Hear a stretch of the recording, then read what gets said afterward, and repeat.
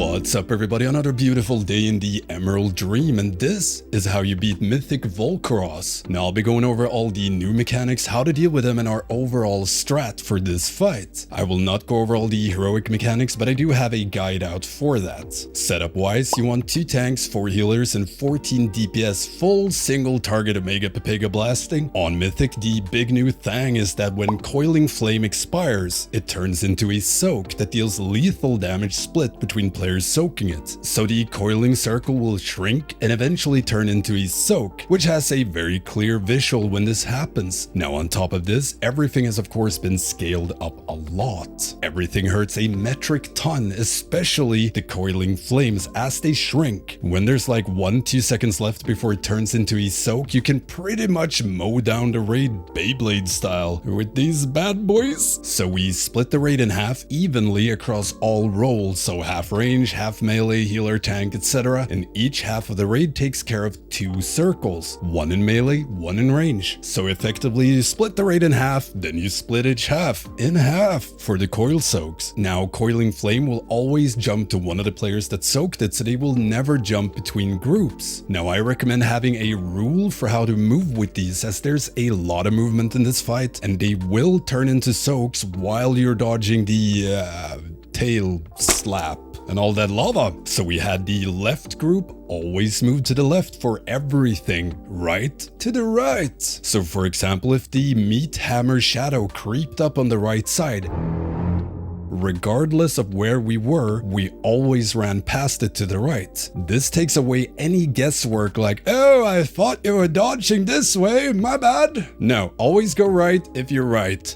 Right? Right. And in most cases, we had the coil player move back. The melee range to hit boss is massive, so you don't have to stand at the literal edge. And our raid leader also did a little countdown for all the soaks to help remind people, 1, that soaks are incoming, 2, do not go into them early since they'll Beyblade you to death. I will live. Now keep in mind that on pull, your first set of coils will be completely random, so one group might get more coils than they should. For example, if right side has 3 coils, simply move 1 over to the left, and when the coil jumps, that player can move back to its OG group. And the thing that's gonna wipe you the most on Volcoross is people moving into the coils half a second early, trying to min-max it for some reason, or coils moving like a proper melee DPS, strafing back and forth, mowing down their teammates while screaming, oh my god, look at my procs! And we're all very impressed as we're lying there dead. Other than that, keep in mind that following a Flood of the Firelands, which is the big soak, raid takes massive damage. So you'll take a burst of damage from soaking the flood and then a ton of ticking raid damage for a few seconds during the Serpent's Fury. So healers, beware. When you soak the last Flood of the Firelands, aim to get knocked close to the edge of the lava in front of boss. Your end rage here is running out of space due to the lava, so by standing here, you can maximize uptime on boss before you die. And yeah, kill boss before lava kills you. And that's pretty much it. Hope you liked it, and let me know if you've downed the boss. Now if you have any questions, hit me up in the comments or become a patron, Twitch sub, or YouTube member and get access to the Stankie Discord where you can get help with anything raiding related. Or if you just want to support my work, don't forget the usual stuff like, comment, subscribe, slap that notification bell. It really helps me out. And